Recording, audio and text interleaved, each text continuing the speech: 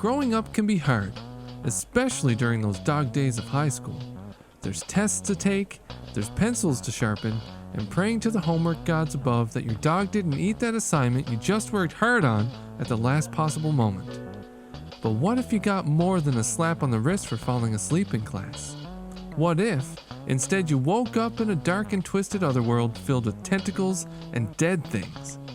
A place where your deranged teacher wants nothing more than to store her tetanus riddled fire axe in your chest cavity as her head gradually turns into an octopus. Well, my dear backloggers, this time on the Backlog Odyssey, I'll be taking a look at the game that puts the fuck this shit in your homework and shrieking killer faculty in your classroom, the Coma Recut.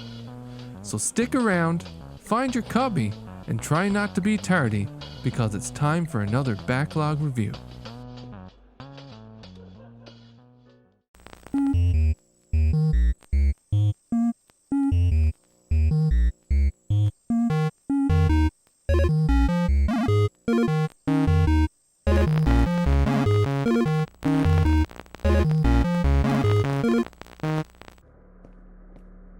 The Coma Recut is a 2D side-scrolling survival horror game developed by Espresso Games and was released in 2017 on Steam, the PlayStation 4, the Xbox One, and eventually the Nintendo Switch in 2018. But if you look carefully, you may notice there's another game floating around out there with the same title. Well, a similar one at least. And that's because the Coma Recut is actually a remaster of Espresso's premier game from 2015, the Coma Cutting Class. Being a fledgling indie developer at the time, the fine folks at Espresso wanted nothing more than to realize their dream of developing and self-publishing their passion project, the Coma Cutting Class. So, as soon as it was finished, they released it in a limited fashion on Steam. But even though they were proud of the work they put into the game, there were features and polish they wanted to implement. Then, when the prospect of releasing the game on consoles presented itself, Espresso took the opportunity to reshape the game into what we know it as today.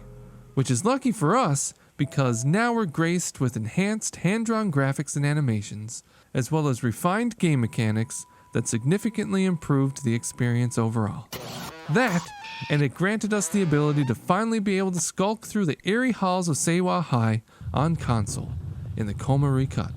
In the Coma Recut, you play as Young-ho, your average high school student just trying to survive his freshman year, pun fully intended.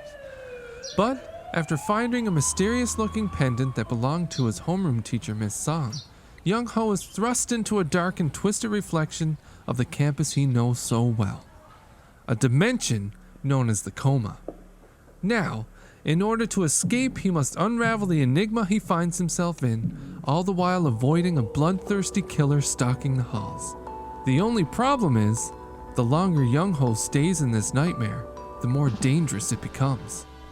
The first thing you'll notice when you walk through the doors of Seiwa High, and to be perfectly honest, the reason I so desperately dove headfirst into playing the Coma Recut, is that its art direction and design is absolutely superb. I mean, can you blame me? I've always been a sucker for that graphic novel style. The clean lines and detailed character portraits really set the stage for the moody and dark story you'll unfold as you play the game.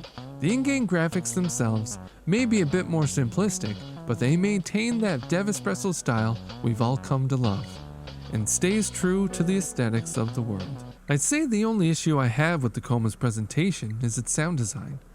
The soundtrack, although not terrible, is more utilitarian than something you'd hum along with. And although it adds to the atmosphere to the game perfectly, it's not really something I'd listen to outside of the game. I mean, it'll definitely let you know when you're in danger or when it's safe to take out your flashlight, but it and some of the other sound effects found within can get in the way of your ability to determine if the killer is approaching or not. Many times I've scared myself with my own footsteps, thinking a raving psycho with a box cutter was just outside the door. And more often than not it was. Your objectives in the game can be a bit simplistic as well, with you mostly wandering room to room trying to find the next key item.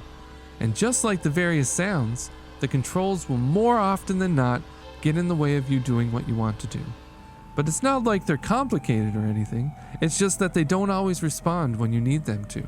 That being said, and despite the gripes I have with its controls, I very much enjoyed exploring the world in the Coma, discovering the dark details of the Sewa High alumni, and dodging and weaving around the dark spirits that roamed its halls. I only wish the overall gameplay experience was a bit more polished. Otherwise, it's a fantastic game that channels some of the same emotions I experience while playing one of my other favorites, Clock Tower, and I'd recommend any horror fan check it out. All in all, I'm glad I got the chance to play the Coma. Its artistry and intriguing mystery was worth the price of admission all on its own. With a sequel on the horizon, and to be released sometime in the future, you can bet I'll be back on the Devespresso train, ready to don my Ghost Vigilante badge once again.